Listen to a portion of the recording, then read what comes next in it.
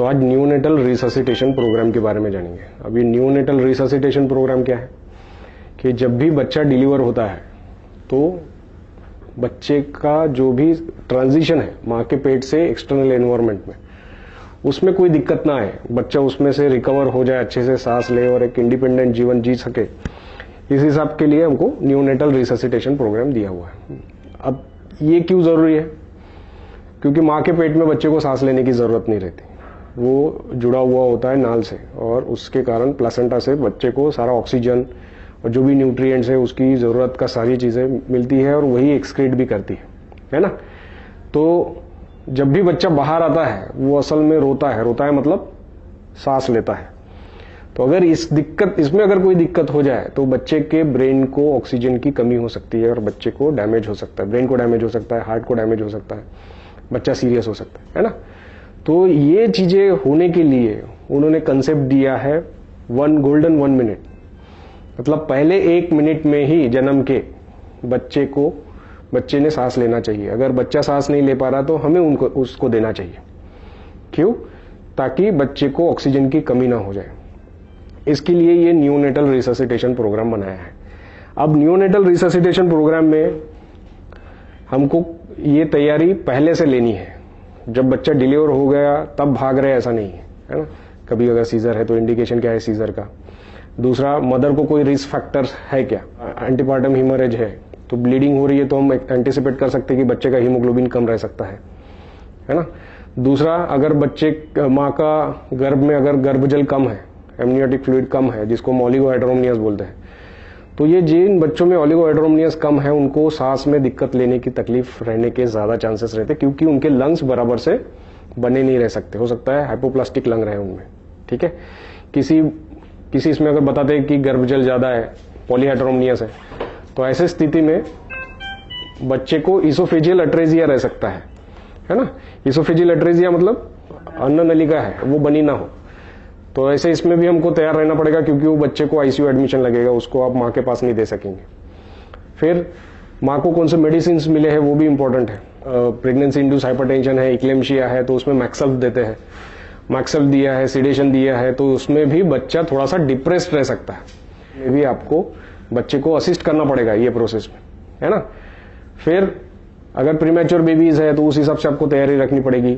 बच्चे का एक्सपेक्टेड वजन कितना है उस हिसाब से आपको Ambu bag, mask, laryngoscope, ET सारी चीजें अरेंज करनी पड़ेगी। अगर आप प्रीटर्म बच्चा एक्सपेक्ट कर रहे हैं तो फार्मेसी में सर्फेक्टेंट अवेलेबल है या नहीं, तो ये सारी चीजें आपको एंटिसिपेट करनी पड़ेगी, आपको रेडी रहना पड़ेगा। अगर RH निगेटिव मदर है तो हमको पता है कि ये बच्चे का ब्लड ग्रुप जल्दी से ट्रेस करना है, इसका बिलीरुबिन हमको भेजना है कॉर्ड ब्लड का, तो एंटिसिपेट करना जरूरी है। अगर आप एंटिसिपेट नहीं करोगे तो सरप्राइजेस मिलेंगे और टाइम पे सारी चीजें मैनेज करना मुश्किल होता है, ठीक है।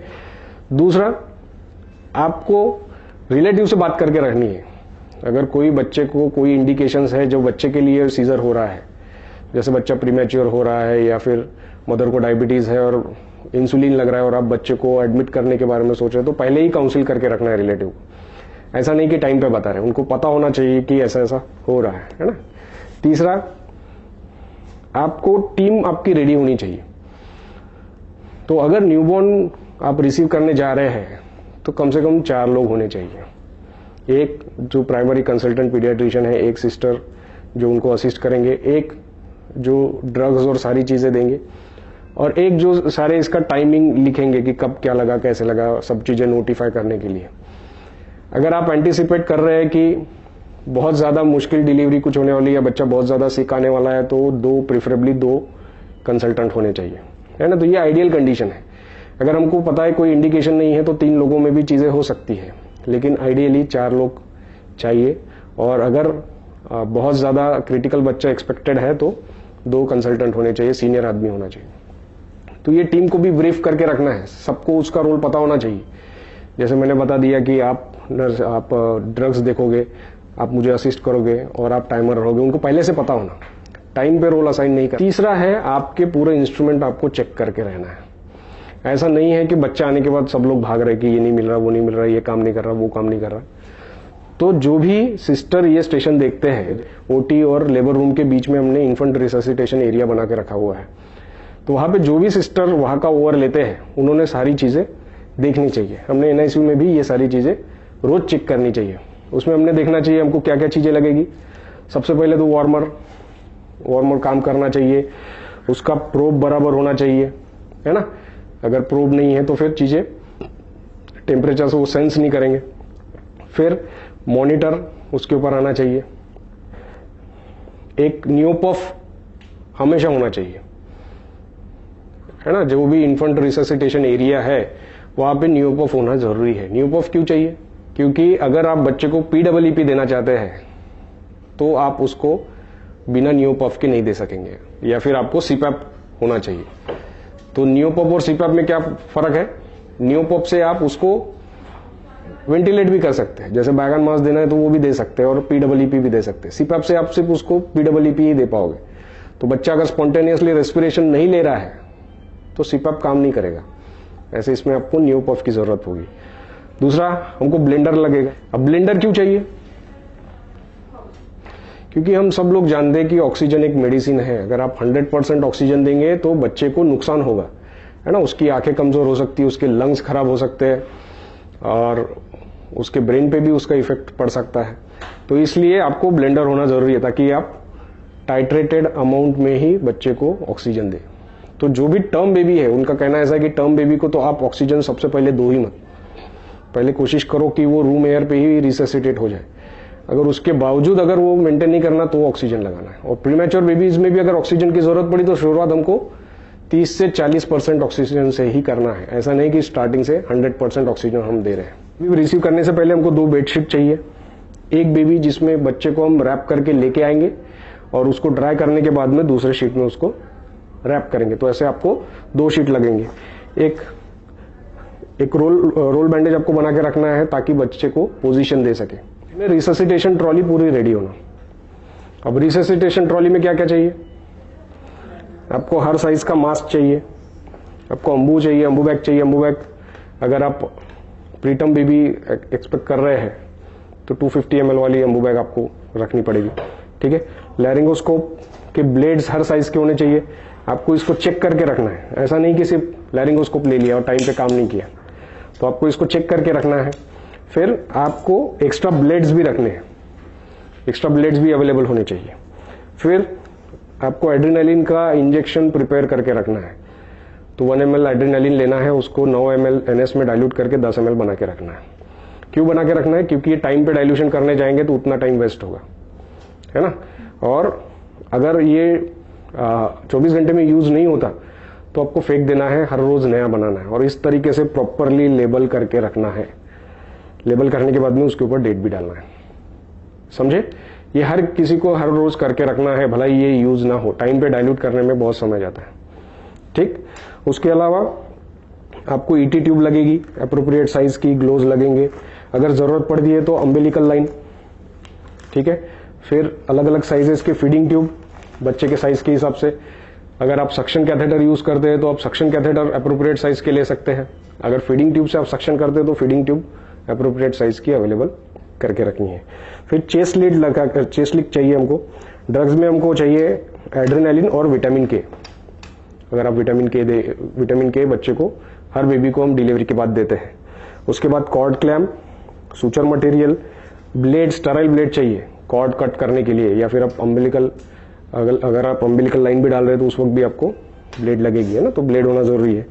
एक ट्रे चाहिए हमको जिसमें एक सीजर हो, जिससे हम कॉर्ड कट कर सके।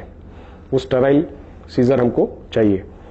उसके अलावा कैनुला, अलग अलग साइज के कैनुला चाहिए। सिरिंजेस चाहिए हर साइज के। एक नॉर्मल सलाइन चाहिए, ठीक है। तो ड्रग्स में उन्होंने नॉर्मल सलाइन और एड्रेनालिन, ये 2 ही चीजें बताई है। पहले उसमें सोडा बाइकार्ब भी था, कैल्शियम भी था, फिर नैलक्सोन भी था, है ना। तो ये सारी चीजें उन्होंने हटा दी है। उन्होंने सिर्फ बोला है कि इनकी जरूरत नहीं पड़ती है अभी। बहुत किसी बच्चे को अगर प्रोलॉन्ग रिससिटेशन लगता है उसके बाद में ही सोडा बाइकार्ब का रोल आता है। तो अभी सोडा बाइकार्ब वो एडवाइस नहीं। तो बेबी रिसीव करने से पहले सबसे पहले तो आपको वार्मर ऑन करना है। वार्मर ऑन करके इसको मैनुअल मोड पे रखना है। तो मैनुअल मोड पे रखेंगे तो ये टेम्परेचर यहाँ का वार्म हो जाएगा, ठीक है। और बेडशीट को भी आपको प्री वार्म करके लेना है। आपको ग्लोव्स पहने है ना, अभी तो डेमो दे रहा है इसलिए ग्लोव्स नहीं पहने, लेकिन बेबी अगर आप रिसीव कर रहे हैं तो आपने ग्लोव्स पहनने चाहिए। स्टेराइल ग्लोव्स पहन के फिर इसको मैनुअल बोर्ड पे इसको ऑन करके रखना है ताकि बेडशीट वार्म हो जाए। बेडशीट प्री वार्म होनी चाहिए। क्यों? क्योंकि माँ के पेट में जो टेम्परेचर है वो वार्म रहता है, तो बच्चे को सडन टेम्परेचर चेंजेस नहीं आने चाहिए, इसलिए आपको बेडशीट पहले से वार्म करके रखनी है। तो 2 बेडशीट आपको चाहिए, एक जिसमें आप बेबी को रिसीव करेंगे उसको ट्रे में डाल के करना है, और दूसरा बेडशीट जिसमें बच्चे को आप ड्राई करने के बाद में यूज करेंगे, क्योंकि ये बेडशीट यूज करने के बाद में वेट हो जाएगी। ठीक है, ठीक है। तो जैसे ही बेबी आता है सबसे पहले हमको 3 चीजें देखनी है। एक, बच्चा पूरे दिन का है या नहीं, दूसरा बच्चा रो रहा है या नहीं, और तीसरा उसके हाथ पैर का टोन बराबर है या नहीं। टोन मतलब हाथ पैर उसके पास में लेके है या नहीं। अगर बच्चा ऐसा लिम्प है मतलब उसका हाइपोक्सिया हुआ है, उसने अभी तक के उसको कुछ देर के लिए बच्चे को पेट में ऑक्सीजन नहीं मिला है, तो कौन से 3 सवाल पूछेंगे? हमको देखना है कि बच्चा रो रहा है या सांस ले रहा है या नहीं। अगर रो रहा है, सांस ले रहा है, मतलब हमको अलग से कुछ करने की जरूरत नहीं है। दूसरा, पूरे दिन का है या नहीं, तो पूरे दिन का है तो कुछ करने की जरूरत नहीं रहती। और तीसरा, टोन अच्छा है क्या। टोन अगर अच्छा है तो मतलब उसको हाइपोक्सिया नहीं हुआ है। अगर टोन कम है मतलब बच्चे को कुछ देर के लिए ऑक्सीजन नहीं मिला है, उसको हाइपोक्सिया हुआ है। इसमें कलर नहीं है कहीं पे मेंशन, यहाँ पे हार्ट रेट अभी हम फिलहाल नहीं देख रहे। अगर ये तीनों सवालों का आंसर हाँ है तो ये बच्चे को क्लीन करके हमको माँ के पास दे देना होता है। उसके लिए अलग से हमको रिससिटेशन करने की जरूरत नहीं है। तो इसमें क्या गाइडलाइंस है कि अगर नॉर्मल डिलीवरी है, अगर बच्चा नॉर्मली डिलीवर हुआ और रोया तो क्या करेंगे? उसको वार्मर में नहीं लाने के लिए बोला है उन्होंने क्या बोला? वो बच्चे को उठाओ और माँ के पेट पे रख दो, ठीक है, और 1 मिनट के बाद में उसका कॉर्ड कट कर दो। अब 1 मिनट क्यों लगाया इन्होंने बीच में बोला है? क्योंकि 1 मिनट के लिए बच्चे को ब्लड ज्यादा मिलेगा, उसका हीमोग्लोबिन बाद में कम ड्रॉप होगा, और देखा है कि उन्होंने आगे चल के हीमोग्लोबिन बच्चे का मेंटेन रहता है, ठीक है। और माँ के पेट पे रखने के कारण माँ के गर्मी से ही बच्चे को वार्मथ मिल जाएगी, उसको ठंडा नहीं पड़ेगा। तो 1 मिनट रुकने के बाद में वहीं पे कॉर्ड क्लैम्प करना है, उसको कट करना है, बच्चे को अच्छे से ड्राई करना है, और अगर मुंह में सिक्रीशंस दिख रहे हैं तो सक्शन करना है। अगर सिक्रीशंस नहीं दिख रहे हैं तो रूटीनली सक्शन नहीं करना है, समझे। तो अगर अपना बच्चा रो रहा है, सांस ले रहा है, उसका टोन अच्छा है और वो पूरे दिन का है तो उसको हम माँ के पास भेज देंगे, ठीक है। अगर सीजर हुआ है तो माँ के टमी पे नहीं रख सकते, तो वैसा बच्चा फिर हमारे पास यहाँ पे इन्फेंट रिससिटेशन एरिया में आता है। तो उसको हमको क्या करना है? अगर वो रो रहा है, टोन अच्छा है, पूरे दिन का है, तो उसको ड्राई करना है। सबसे पहले उसको ड्राई कर दो, उसका जो भी ओरल सक्रीशंस दिखते होंगे वो करना है, पहले ओरल करना है, ठीक है। तो ओरल सक्शन करने के लिए आप सक्शन करेंगे, और सक्शन का प्रेशर कितना रखेंगे? 100 से ज्यादा आपको सक्शन नहीं रखना, प्रेशर नहीं रखना है। फिर पहले ओरल करना है और फिर नोज का करना है। क्यों? अगर आपने पहले नोज का किया तो स्टिमुलेशन के कारण बच्चा जब सांस लेने की कोशिश करता है तो पूरा मुंह का सिक्रीशन है वो एस्पिरेट कर लेगा, ठीक है। तो पहले ओरल करना है। ओरल करना है मतलब बहुत अंदर नहीं जाना है। अगर बच्चा रो नहीं रहा है, आपने अगर उसको बहुत ज्यादा डीप सक्शन किया तो पोस्टीरियर फेरेंजियल वॉल जो है बच्चे की वो स्टिमुलेट होके हार्ट रेट उसका कम हो सकता है, समझे। तो इसलिए 5 सेंटीमीटर से ज्यादा अंदर नहीं डालना, तो उसको डाल के हमको जो भी सक्रीशन है सक्शन कर लेना। उसके बाद में नोज करना है, और नोज कितना जाएंगे? 2 सेंटीमीटर से ज्यादा अंदर नहीं जाना है, ठीक है। ऐसा नहीं कि पूरा डीप डाल रहे हैं, क्योंकि अगर आपने डीप डाला तो हो सकता है कि उसको ब्रेडिकार्डिया हो जाए, ठीक है, क्योंकि पोस्टीरियर फेरेंजियल वॉल में वैगल नर्व स्टिमुलेट होके हार्ट रेट कम हो सकता है। अगर हार्ट रेट कम हुआ तो तुरंत हमारे पास एड्रेनालिन होना चाहिए, ठीक है। बड़े बच्चों में अगर ब्रेडिकार्डिया होता है वैगल स्टिमुलेशन से एट्रोपिन देते हैं, लेकिन न्यूबॉर्न में उन्होंने एड्रेनालिन ही बताया है, ठीक। तो अगर बच्चा अच्छे से रो रहा है, सांस ले रहा है, तो उसको ड्राई करना है, ओरल सक्शन करना है, पोजीशन देना है। अब जब भी बच्चे को पोजीशन देनी है तो उसके शोल्डर के नीचे आपको एक रोल देना है। ये क्यों देना है? ताकि उसकी नेक स्लाइटली एक्सटेंड हो जाए।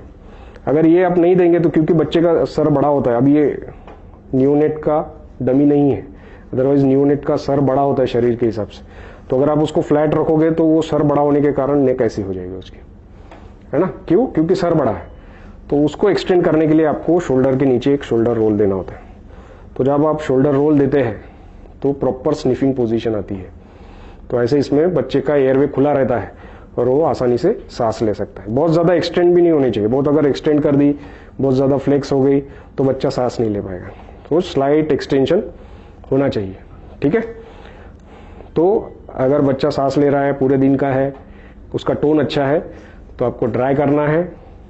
ओरल अगर सिक्रीशंस दिख रहे हैं तो सक्शन करना है, अदरवाइज नहीं करना है। उसको पोजीशन देना है। उसके बाद में आपको कॉर्ड क्लैम्प करना है, विटामिन के इंजेक्शंस देना है। और जो भी आपकी यूनिट की पॉलिसी है, जैसे हमारे यूनिट में हम सबका फीडिंग ट्यूब डाल के देखते हैं, फीडिंग ट्यूब डाल के देखते हैं कि इसोफेगस पेटेंट है या नहीं, और एनल ओपनिंग भी चेक करते हैं। अगर एनल ओपनिंग ओपन है, उसमें से मेकोनियम लग के आता है, तो हम एश्योर हो जाते हैं कि एनस भी पेटेंट है। जो यूनिट की जैसी पॉलिसी है वैसा करना चाहिए। कोई कोई यूनिट में वो लोग रूटीनली एनस चेक नहीं करते, है ना, एनल ओपनिंग पेटेंट से चेक नहीं करते। तो अपनी यूनिट की पॉलिसी फॉलो करनी है, ठीक है। अगर समझो ये तीनों सवाल में से आंसर एक भी नहीं है, मतलब या तो बच्चे का रो भी नहीं रहा है, सांस भी नहीं ले रहा, उसका टोन भी एकदम लिम्प है, या फिर वो प्रीमैच्योर है, तो क्या करेंगे? तो ऐसे स्थिति में बच्चे को थोड़ी सी मदद लगेगी। ऐसे इसमें हम इनिशियल स्टेप्स ऑफ रिससिटेशन बोलते हैं। उसमें भी वही चीजें करनी है। आपको नेक पोजीशन देनी है, ओरल नेजल सक्शन करना है, बच्चे को ड्राई करना और स्टिमुलेट करना है। अब बहुत से बच्चे, मैक्सिमम बच्चे स्टिमुलेट करने के बाद ही रोना शुरू कर देते हैं, है ना, उनको अलग से आगे की स्टेप नहीं करना पड़ता। इसको बोलते हैं इनिशियल स्टेप्स ऑफ रिससिटेशन, जिसमें इंक्लूड होता है पोजीशन करना, ड्राई करना, स्टिमुलेट करना, एयरवे क्लियर करना, है ना। तो स्टिमुलेट करने के लिए क्या करेंगे? हल्के से पैर में टिचकी मारना है ना, या फिर उसके बैक को आपको रब करना है। तो बैक को रब करना है या फिर पैर में टिचकी मारना है। ऐसा नहीं है कि कहीं और उसको बच्चे को स्टिमुलेट कर रहे हैं, पहले उल्टा करते थे, तो वैसा सब कुछ अभी नहीं करना है ना। और इसको प्रोब लगा देना। प्रोब कहां पे लगाएंगे? प्रोब हमेशा बच्चे को राइट हैंड पे लगाना है। राइट हैंड पे क्यों लगाना है? राइट हैंड पे इसलिए लगाना है क्योंकि राइट हैंड पे आपका प्रीडक्टल सैचुरेशन आता है। प्रीडक्टल मतलब पीडीए जो होता है, पीडीए के बाद का पूरा ब्लड सप्लाई जाता है लेफ्ट हैंड और बोथ लोअर लिम्ब को। तो अगर पीडीए ओपन है तो यहां का सैचुरेशन कम आ सकता है, लेकिन यहां का सैचुरेशन ज्यादा रहेगा। और ये जो ऑक्सीजन दिखा रहा है उतना ही ऑक्सीजन ब्रेन को मिल रहा है। क्यों? क्योंकि जो ब्रेन को सप्लाई करने वाली आर्टरी है और राइट हैंड की आर्टरी है वो पीडीए के पहले आती है, इसलिए राइट हैंड का सैचुरेशन इंपॉर्टेंट है। इसलिए हम राइट हैंड के सैचुरेशन को टारगेट करते हैं। अब सैचुरेशन कितना होना चाहिए? ये उसके जन्म से कितना समय हुआ उसके ऊपर डिपेंड करता है। मैं सिर्फ 60 से 65% ही दिया है उन्होंने, है ना। तो अगर 60% 65% भी है तो भी तुरंत ऑक्सीजन देने की जरूरत नहीं है, वो बराबर चल रहा है, समझे। 10 मिनट के बाद में वो 85 to 95% आ रहा है। तो ये चार्ट आपके रिससिटेशन रूम में होना चाहिए, आपने देखना चाहिए कि ये इसके हिसाब से सैचुरेशन आ रहा है कि नहीं आ रहा है, ठीक है। तो अगर आपने इसको ड्राई किया, स्टिमुलेट किया, ओरल सक्शन करके देखा, ये सारी चीजें आपकी 30 सेकंड के अंदर हो जानी चाहिए।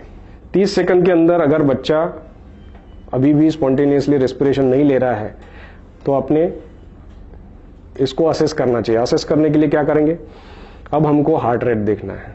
तो हार्ट रेट देखने के लिए सबसे पहले अम्बिलिकल कॉर्ड पे पाल्पेट करते थे, वो अभी उन्होंने एडवाइज नहीं किया। अभी आप सीधा ऑस्कल्टेट कर सकते हैं, या फिर अभी रिसेंट के गाइडलाइंस में उन्होंने बोला है कि आप ईसीजी लगा दो। तो बच्चे को आपको ईसीजी लगा देने हैं। तो ईसीजी लगाना ये नया एडिशन है। पहले ये ईसीजी एडवाइज नहीं करते थे, वो ऑस्कल्टेट करने के लिए बोलते थे। अब ऑस्कल्टेट करने के लिए कितनी देर के लिए ऑस्कल्टेट करेंगे?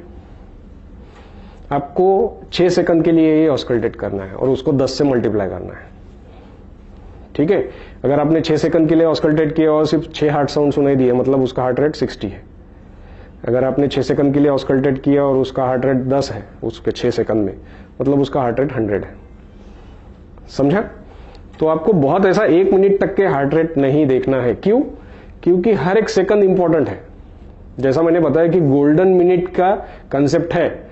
अगर 1 मिनट में बच्चे को ऑक्सीजन नहीं मिला, उसको शरीर में सांस नहीं गई, तो ब्रेन डैमेज होना शुरू हो जाएगा। अगर आपने देखा कि हार्ट रेट मेंटेन कर रहा है, 100 के ऊपर है, बच्चा थोड़ा बहुत सांस ले रहा है ना, इसमें आपको देखना है कि बच्चा लेबर्ड ब्रीदिंग तो नहीं ले रहा है ना।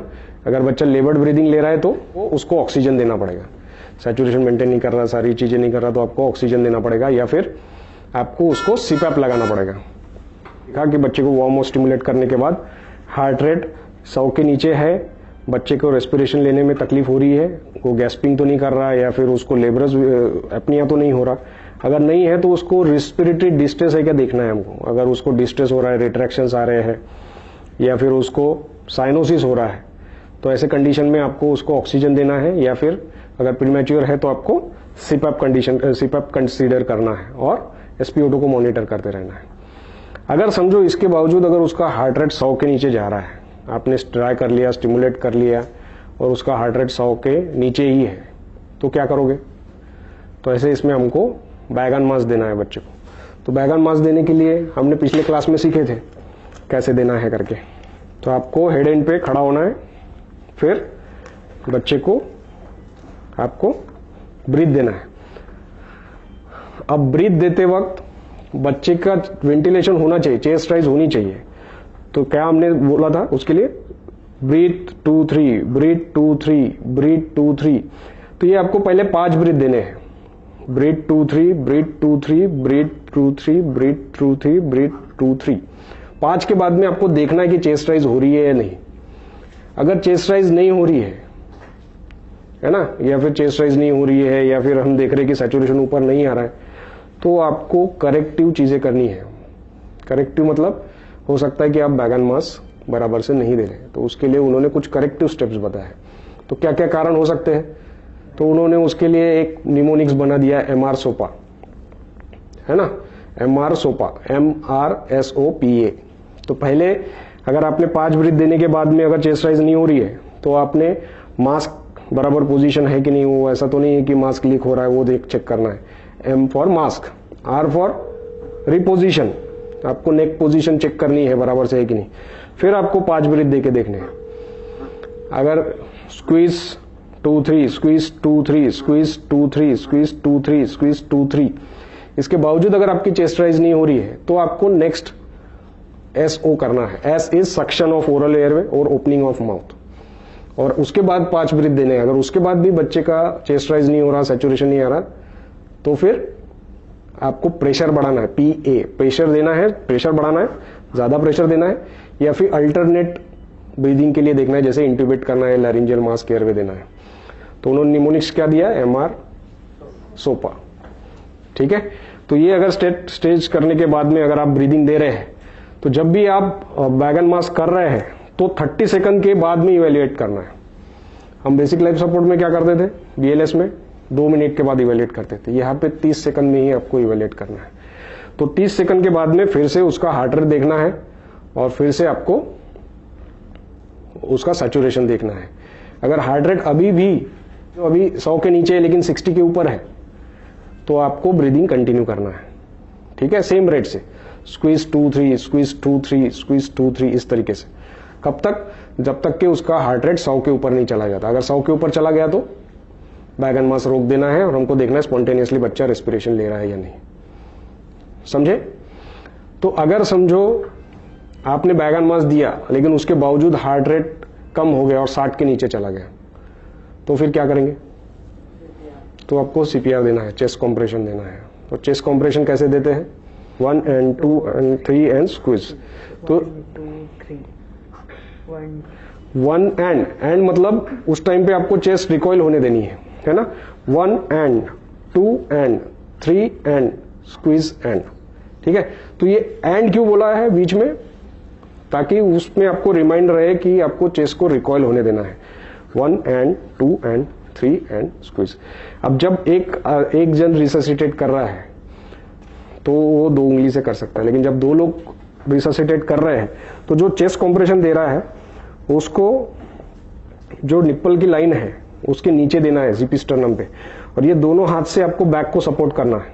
ठीक है, और तभी आपको चेस्ट को दबाना है। 1 and 2 and 3 and स्क्वीज। ठीक है, तो 1/3 डायमीटर उसका आपको कॉम्प्रेस करना है, तभी वो इफेक्टिव चेस्ट कॉम्प्रेशन होगे। 1 and 2 and 3 and squeeze. Squeeze बोलेंगे तब आपको ब्रीथ देना है, इस तरीके से आपको देना है। फिर ये जब भी हमने देखा कि बैगन मास हमने दिया था 30 सेकंड के लिए, और उसके बाद में हमने देखा था, उसके बाद में हमने इवेल्युएट किया था हार्ट रेट को फिर से। जब आप चेस्ट कॉम्प्रेशन दे रहे हो तो ये पूरा 1 मिनट देना है। चेस्ट मिनट, जब भी बच्चे को चेस्ट कॉम्प्रेशन लग रहे हैं तो पूरा 1 मिनट तक के चेस्ट कॉम्प्रेशन देने के बाद में ही आपको इवेल्युएट करना चाहिए। इवेल्युएट करेंगे तो फिर उसके बाद भी अगर 60 के नीचे है तो फिर आएगा आपका एड्रेनालिन इंजेक्शन। ठीक है, तो एड्रेनालिन इंजेक्शन देने के लिए आपको आईवीएसएस लगेगा। तो इमरजेंसी में जब भी आईवीएसएस नहीं मिलता तो अम्बिलिकल लाइन डाली जा सकती है। इसीलिए हमको ज्यादा लोग लगते हैं। जब भी आप एंटिसिपेट करते हैं कि बच्चा थोड़ा कॉम्प्लिकेट होने वाला है, एक जन एयरवे संभाल रहा है, एक जन चेस्ट कॉम्प्रेशन दे रहा है, तो दूसरा तुरंत उसमें या तो पेरिफेरली या तो फिर अम्बिलिकल वेनस असेस ले सकते हैं, है ना। तो जब भी अगर आपने अम्बिलिकल असेस लिया है तो उसके बाद में एड्रेनालिन देना है। एड्रेनालिन जो पहले से आपने डाइल्यूट करके रखा है, डोज देंगे 0.1 ml पर केजी के हिसाब से, लेकिन उसके बाद में फ्लश देना है। अगर आपने फ्लश नहीं दिया तो क्या होगा, वो वॉल्यूम बहुत छोटा सा है, 0.2 ml 0.3 ml, वो उसके अम्बिलिकल कैथेटर में ही रह जाएगा अगर आप फ्लश नहीं करेंगे तो। इसलिए जब भी सीपीआर चल रहा है और आप एड्रेनालिन दे रहे हैं तो उसके बाद में फ्लश देना है, और चेस्ट कॉम्प्रेशन उस वक्त बंद नहीं होने चाहिए, समझे।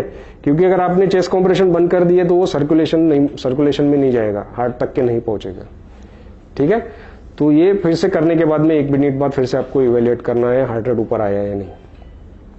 ठीक, अगर हार्ट रेट फिर से ऊपर नहीं आता है तो फिर आपको इंट्यूबेशन और बाकी सारी चीजें कंसीडर करनी चाहिए। अगर यहां इसमें से कभी भी हार्ट रेट 60 के ऊपर आ जाता है लेकिन 100 के नीचे है तो चेस्ट कॉम्प्रेशन रोक देने हैं, उस वक्त फिर आपको बैग एंड मास्क ही देना है।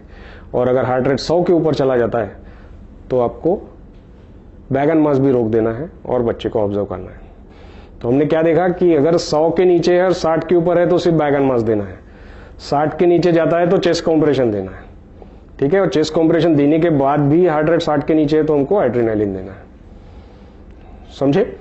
अब किसी किसी बच्चे में समझो ये सब करने के बाद भी, एड्रेनालिन देने के बाद में भी अगर बच्चा इंप्रूव नहीं होना तो आपने क्या कंसीडर करना चाहिए, इंट्यूबेट करना चाहिए। और हमने ये भी सोचना चाहिए कि कहीं बच्चे को न्यूमोथोरैक्स वगैरह तो नहीं है, कहीं ऐसा तो नहीं उसको हाइपोवॉल्यूमिया है, तो ऐसे कंडीशन में उसको नॉर्मल सलाइन का बोलस देना पड़ता है। ऐसे में अगर आपकी हिस्ट्री एंटीपार्टम हीमोरेज की है और आपको बच्चा पेल लग रहा है तो ORH निगेटिव ब्लड भी आप बच्चे को दे सकते हैं।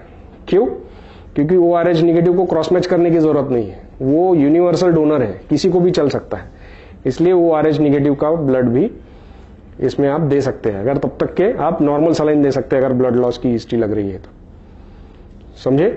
तो सोडा बैकअप कब उन्होंने बोला है कि हार्ट रेट है, बहुत देर से हमने एंटिसिपेट किया है कि बच्चा मां के पेट में भी थोड़ा सा एस्फिक्सिएट हुआ है, काफी देर से रिससिटेट करने के बाद भी नहीं है, तो आप उसमें सोडा बैकअप कंसीडर कर सकते हैं। रिसेंट गाइडलाइंस में सोडा बैकअप का उन्होंने कोई रोल नहीं बताया, रूटीनली कैल्शियम देने का भी कोई रोल नहीं बताया। समझो अभी आपने रिससिटेट किया और बैग एंड मास्क लगा बच्चे को और बच्चा इंप्रूव हो गया, सिर्फ बैग एंड मास्क लगा और इंप्रूव हो गया। अगर आपने 1 मिनट से कम बैग एंड मास्क किया है तो एनआरपी कहता है कि आप बच्चे को फिर भी मदर के साइड में शिफ्ट कर सकते हैं।